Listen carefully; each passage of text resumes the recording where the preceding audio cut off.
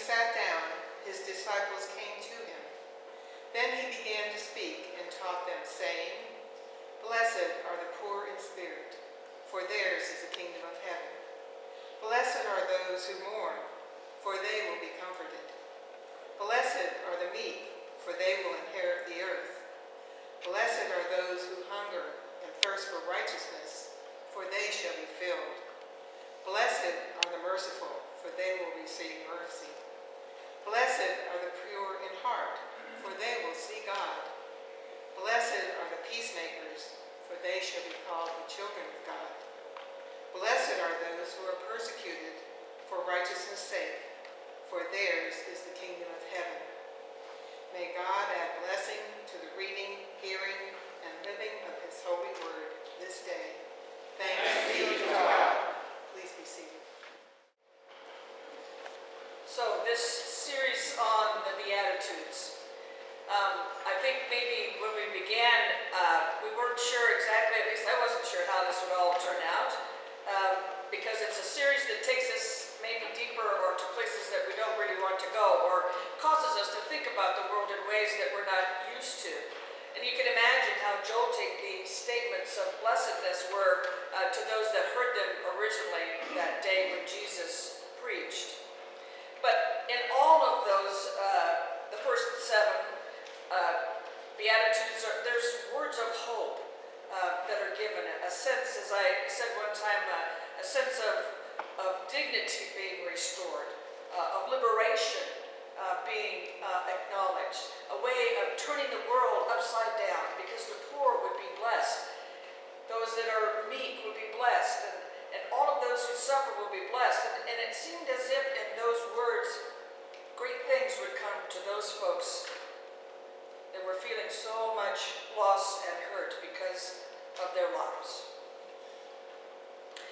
Jesus spoke in a third person, blessed are they, during the first parts of the Beatitudes. But the one that we hear today, he shifts and uses the word you. Blessed are you. And so we have to wonder if he was, in the first part, speaking to the general crowd. The disciples were there, we know. And maybe he turned and looked pointedly at the disciples for this last part. I'm sure he was still addressing the crowd, but perhaps he had a special message with this for the disciples that day. Blessed are you. And he continues to talk about when people revile you and persecute you. I'm not sure I like that kind of blessedness. It's hard enough to be pure in heart and mourning and hungering and all those other things, even though I might have a bit of hope in those, but I'm not sure that being reviled and persecuted is really up there on my list of things that I would want to have happen. If we look at the word that's translated as persecuted, it means exactly what you might think. It means some sort of abuse, either physical or emotional, mental. And the form of the verb that is used lends itself to infer that the persecution has already happened and continues to happen. They call that the perfect tense. There's past perfect, present perfect, future perfect. All your English people out, speaker, teacher people know what I'm talking about. I just read it. So anyway, it's talking about the idea, and Jesus goes on, if you read on one more verse, he goes on to say, blessed are you who are persecuted just like the prophets were in the old days. So Jesus is saying, yes, this persecution happened, and it's going to continue to happen because it's going to happen to you. So I think those listening there that day might have nodded. They understood what persecution was. Remember, they've been living under Roman rule and have had other atrocities in their lives. They've seen how things work. And maybe they were even a bit confused by what he said when he got to this part. But they might have been confused because, well, the whole thing is a little confusing because everything in the world that they know by these words that Jesus has been speaking turn the world upside down. I think people followed Jesus around because they were looking for some sort of reassurance. They were looking for their Savior, remember? Someone that would set them free from the Roman rule. And when Jesus begins to be blessing them for all of the things that they want to not have in their life, when they get to the part where he says, you will be persecuted, I think this is not what they were looking for. But we do know that when these words were actually written, time had passed. And the people who were written to in Matthew's gospel knew about persecution. Because Jesus had been persecuted and was crucified. The new group of people who called themselves Christians had been persecuted over and over relentlessly for years. John the Baptist had been beheaded. Stephen, the prophet, had been stoned to death. And King Herod Agrippa had had James, the brother of John, killed. Paul and Cyrus in Philippi are imprisoned because of their teachings. And later, Paul was executed. So these folks that were hearing this and seeing this written word later on, just like us today, know what has happened, know what has come to pass as far as persecution goes. But as I said before, we need to pay attention to the tense of the verb that Jesus uses, because Jesus is saying not only were the prophets of old persecuted, you will be persecuted, but it also is for future generations of believers. So if I'd have been in the audience that day, maybe you too, I might have kind of started to look around nervously and maybe decided this might be the part where I'm going to slip out the back. Leave early before he got to the really bad part, because the persecuted part isn't for me. And I think that we're like that today. I think, if we had a pick, come on, who's going to pick being persecuted? And who's going to be happy about it? And up until that time, I think those that heard those words that day were thinking, this Jesus is a pretty cool guy. He's going to reverse everything bad in our lives and make it good again, because we're blessed in our struggles. Up until that moment. And then I think they maybe thought this was too much. The Greek word that is usually translated as rejoice, or exceedingly glad in some translation, comes from two Greek words which literally mean to leap exceedingly. So to put it simply, if you read further in the scripture, it says what they're talking about is a kind of joy or rejoicing that sets a person to dancing. Have you done that? Have you ever been so joyful that you dance?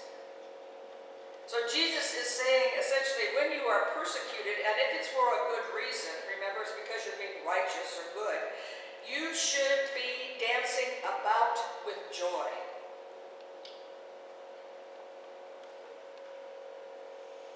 I still don't get the reason for this radical kind of happiness that emphasizes that I first have to be persecuted.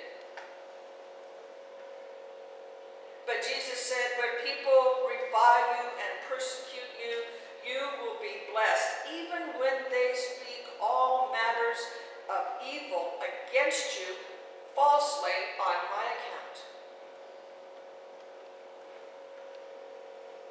Jesus is saying, be joyful that you've made people so uncomfortable by all this goodness that people are willing to persecute you. And it isn't really a call to joy for persecution in general. This is being persecuted for the right reason. Persecuted because you know what you need to be doing, and you're doing all the good you can because you have made a commitment to follow the teachings of Jesus Christ. And then you would become one of those in the great annals of history who have been persecuted because of your Christian faith. Jesus was warning the group there that day what to expect if they followed his teachings. And we're being told that same thing today. We need to expect that things are not always going to be rosy when we stand up for our faith.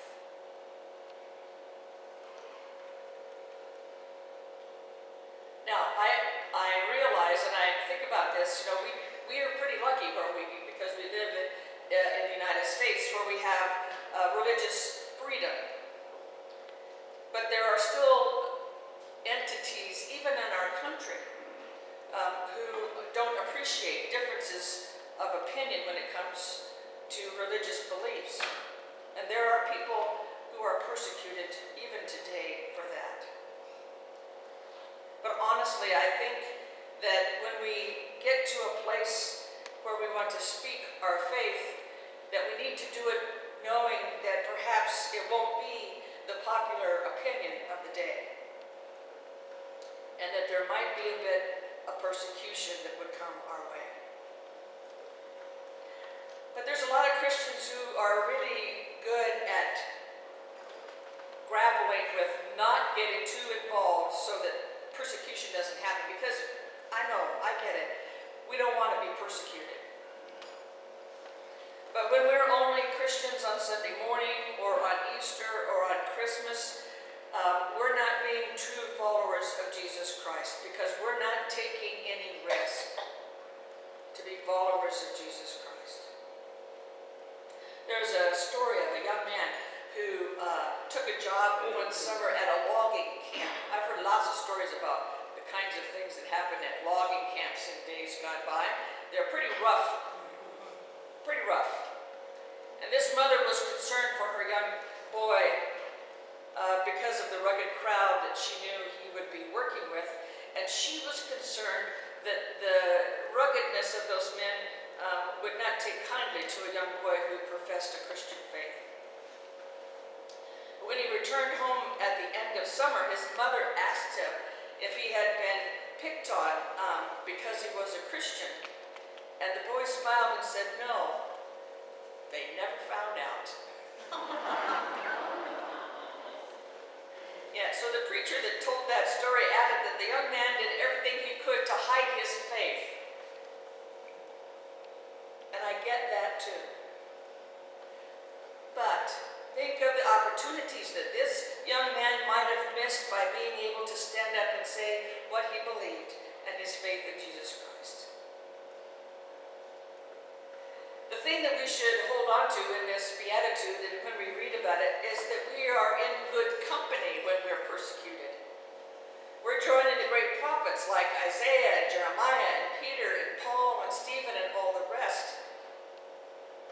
And Jesus invites us to become and join them, because they were the people who also exampled the greatest amount of hope and promise. And when we discover that any loss that we might suffer on earth as a result of our faith in Jesus Christ really isn't all that important anyway. Because if we don't live out loud our discipleship, then we miss out on sharing the gift of hope and promise that our faith gives us with those that we meet. Blessed, happy, joyful are those that are persecuted. Be glad. And then Jesus adds one more thing: your reward will be great in heaven. Did you notice that Jesus begins the first of his Beatitudes with the prize of heaven and the last one too? The Beatitudes as a whole are about reviving a sense of hope, a sense of identity, not an identity defined by the world, but an identity defined by our faith and hope in Christ. We're just like those disciples and those followers of Jesus long ago. We're just passing through this earthly life. And even if we can't see clearly what might our life look like down the road, we have a way of understanding that there is a blessedness in living a life that follows the teachings of Jesus Christ.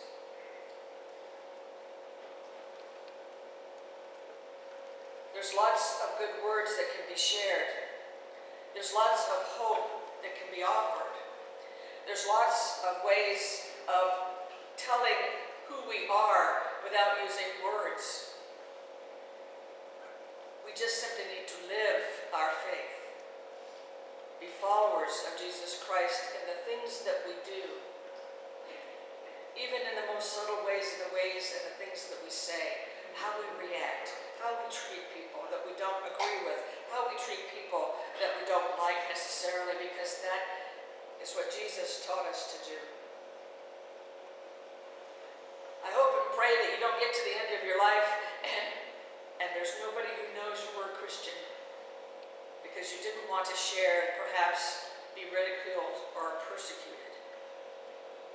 And I hope that you can see that through this time that we've spent together looking at the Beatitudes, that there's a great deal of evidence that the things that were written thousands of years ago still apply to us in our lives today. Because if nothing else, these Beatitudes tell us what to pray for, what to hope for, and how to live.